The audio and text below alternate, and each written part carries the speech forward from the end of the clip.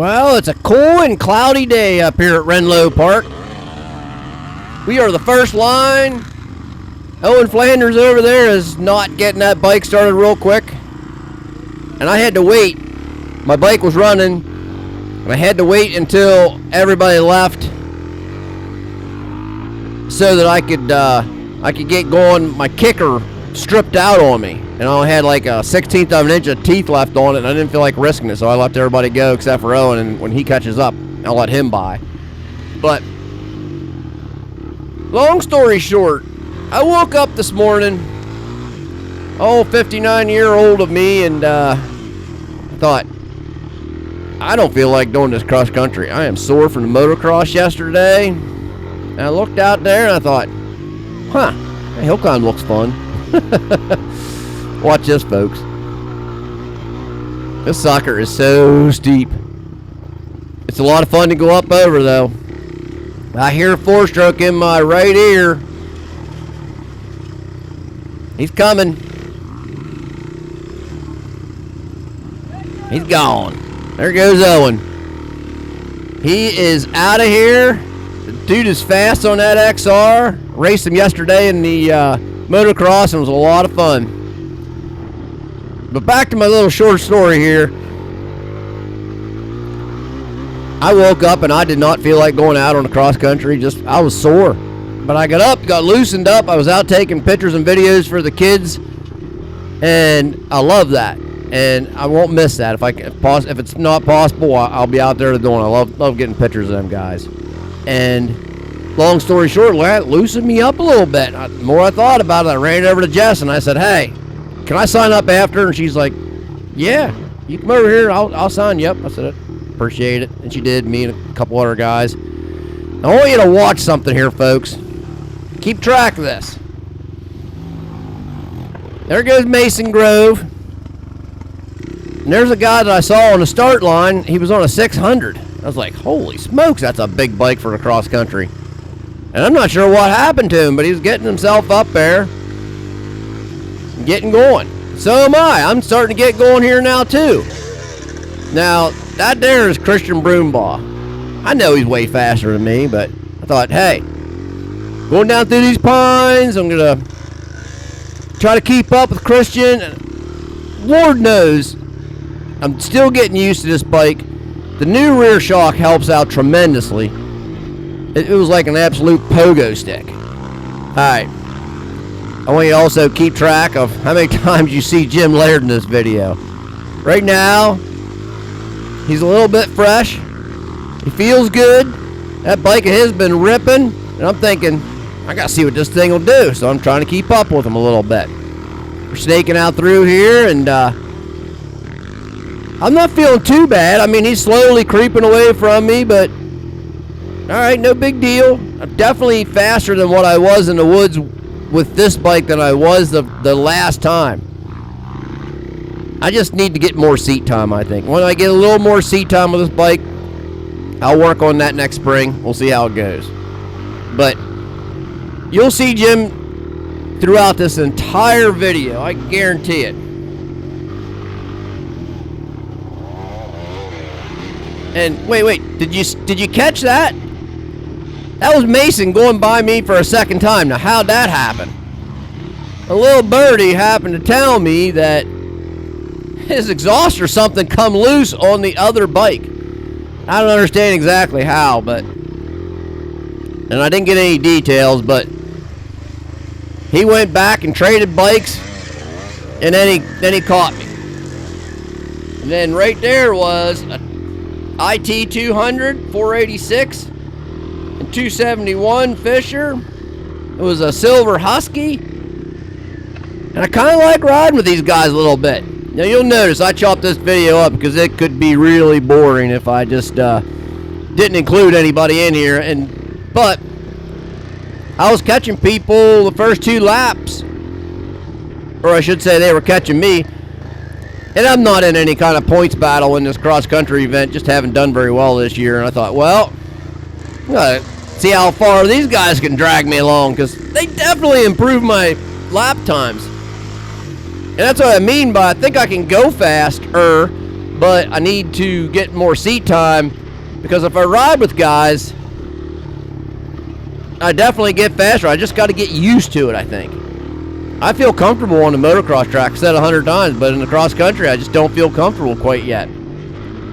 Not as comfortable as I need to be, that's for sure. And this is the first lap. Everything looks brand new to me to a point. I remember this field section, different ways that we went through the past years. There's a little bit of mud around, not bad. This is one of the slicker sections when we jump up onto this road. No, I was wrong, not that road.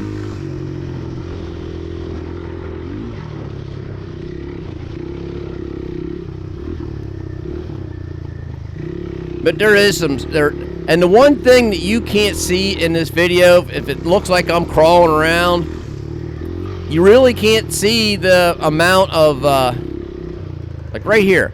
That is super steep off my left-hand side. You get right on the edge of that.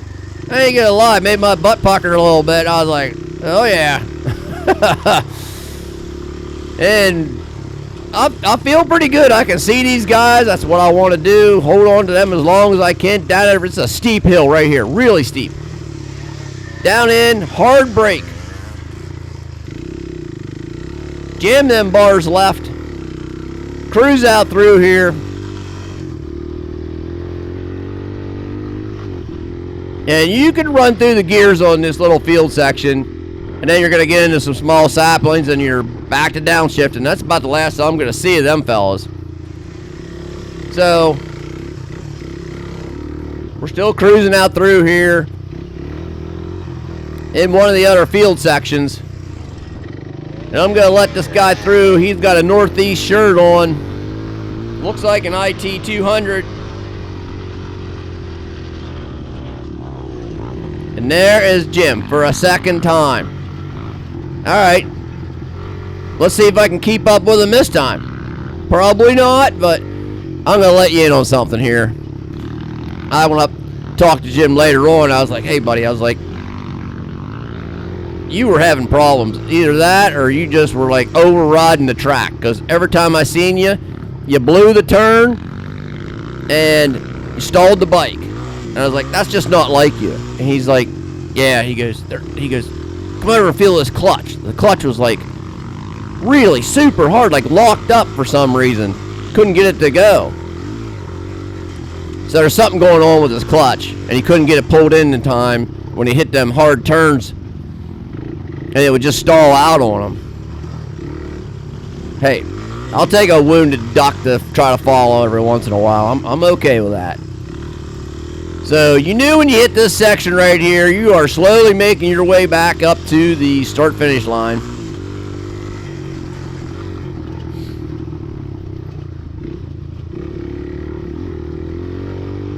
And we are.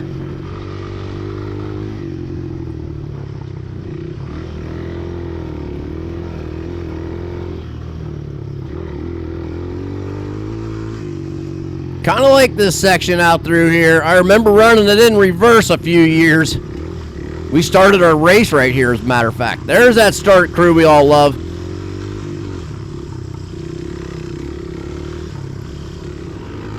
Now there's Addison Zarantz. Started right beside her dad, and she had an excellent pace going. And I'll be honest, I thought, I finally found my yin to the yang here. I'll be able to freaking hang with her pretty good. I need somebody more my speed or slightly faster so that I can push myself a little bit. And I knew when she passed me, she meant business. So up over this hill climb, and you gotta love the crowd. Get to the top, there's a couple guys up there always going, hey Dave! And I don't know exactly what happened to Addison there. I think she caught her foot peg on that tree just a little bit of misjudgment. I'm going to slide out of the way and let Jim by for a third time, I think it is. I lost track. Well, folks, have you got that Halloween costume figured out yet? I'm thinking some motocross oriented kind of thing. I ain't 100% sure. We've been tossing some ideas around. Kind of got to wait and see, but White Rose will be a nice party to get them out, bring that candy. We'll race in our Halloween garb, and that's how it's going to go down. It's going to be a good time. Always is. When you know it, there's Jim.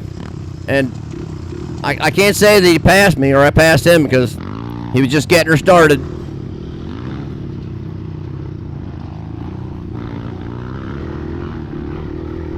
This little bumpy section down through there was a good test for my new rear shock, and it just soaked it up like you wouldn't believe. Now I wish I was going faster, but I know how much of a pogo stick this thing was beforehand, and it did not disappoint me. There's a nice little jump there on this hill climb coming up over there. I love that. You could just crank her up there as hard as you wanted and let her rip. It was really good. Well, Jim, it's about time.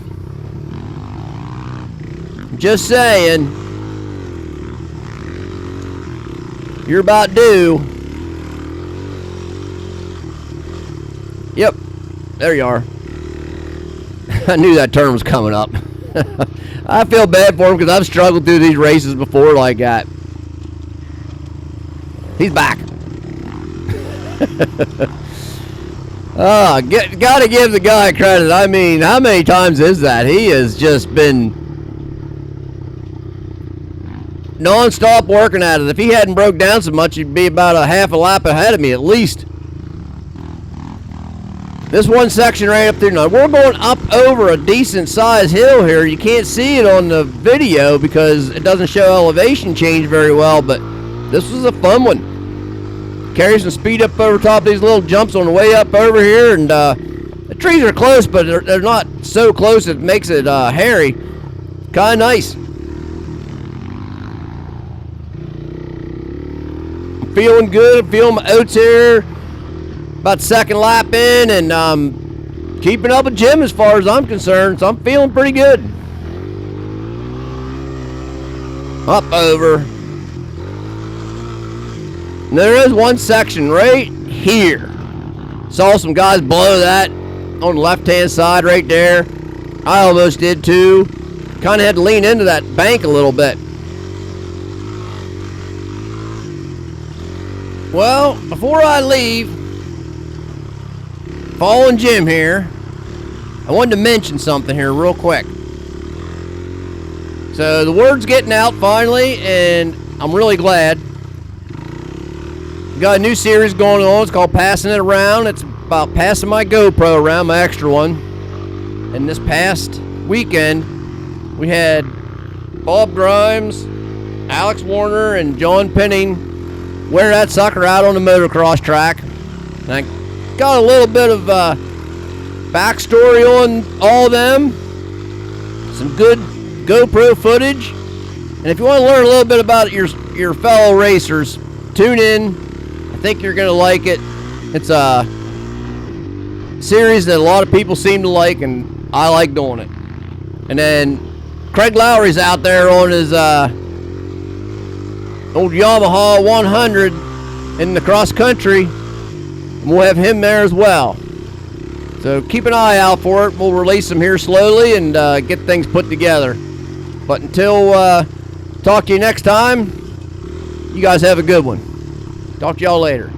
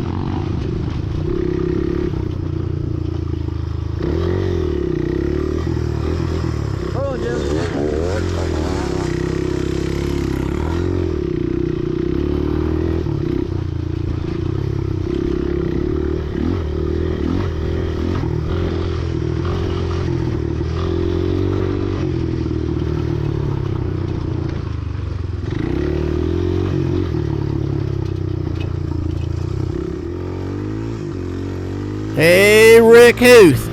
I see you. See you later, buddy.